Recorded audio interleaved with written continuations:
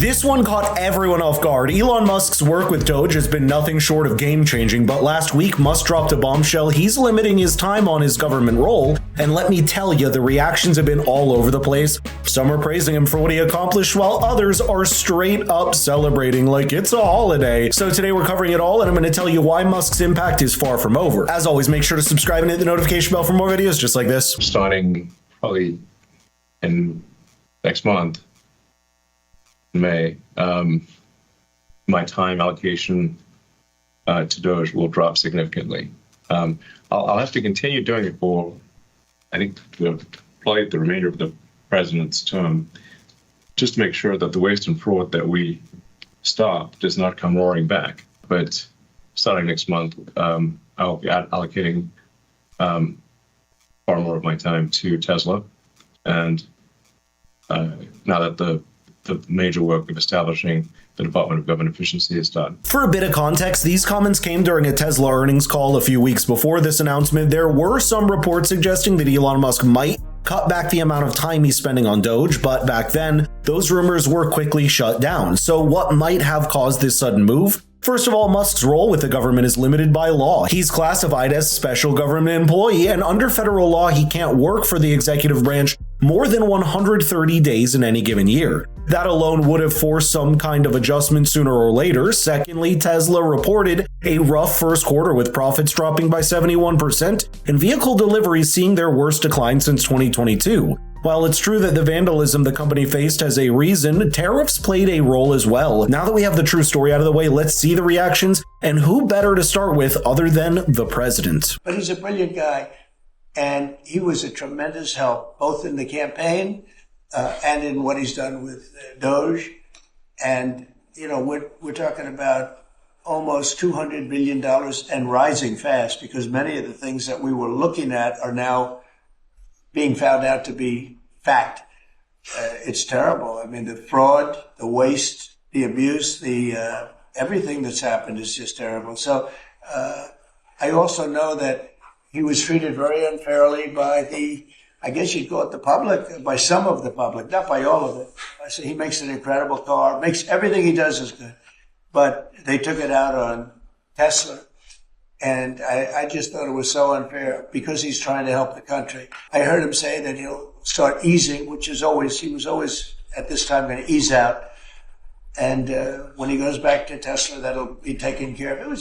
It's artificial. These were sick people that thought they were doing something. Not only by the public, but by the media as well, and we'll get into that in a minute. But first, to give you an idea of what has been accomplished so far, Musk had previously revealed that DOGE has staff placed in almost every major government agency. Their mission is simple: find waste, expose it, cut it out. And based on what's been made public, the results are already impressive. According to their official website, DOGE has saved the federal government around $160 billion so far. That's not a small number, and it didn't happen by accident. The team has been digging through bloated contracts, outdated programs, useless expenses, and unnecessary bureaucratic layers that most people wouldn't even know existed. My personal favorite is the Iraqi Sesame Street that was being funded by USAID. It's no wonder there's been such heavy pushback. The establishment has never been used to this level of accountability in a very long time. Folks at MSNBC were practically celebrating Elon's move, and here's the most absurd take you'll ever hear in your life. About Musk, but I think it shows that everyday ordinary people, Americans, are making choices in reaction to things that they reject.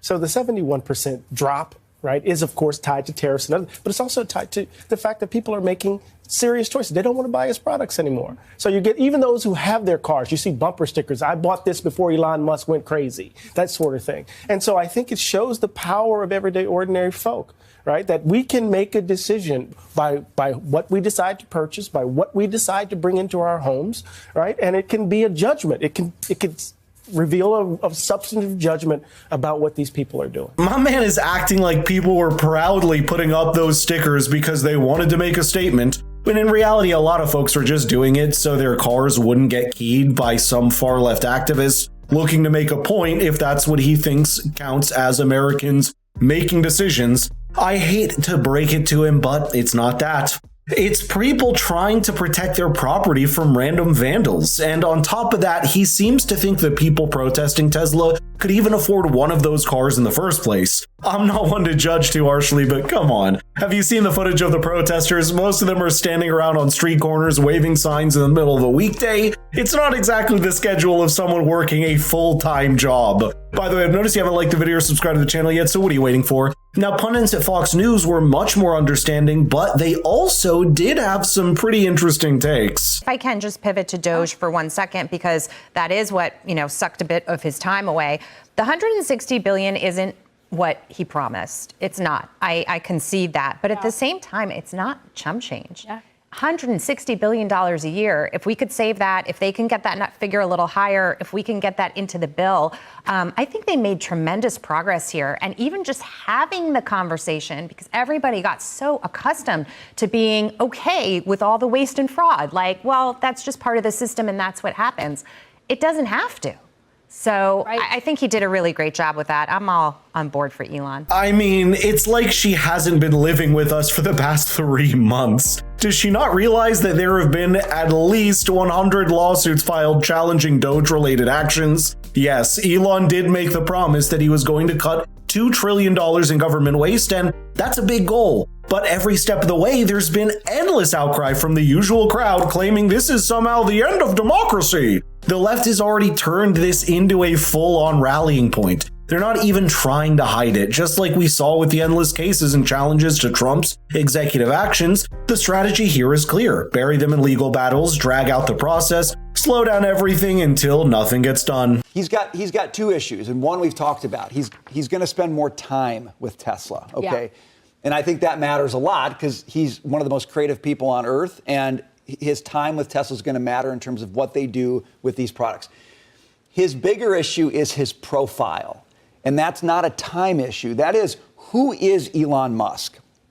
10 years ago, when my students were doing every other presentation in my class in college was on Elon Musk because everybody was in love with him. It didn't matter where you were coming from. He was Tony Stark. He was the great character. That's changed a little bit now. And so even if he spends more time with Tesla, he still has to deal with the fact that there's a huge chunk of his major buying population that no longer feels that way about him like they did 5 or 10 years ago.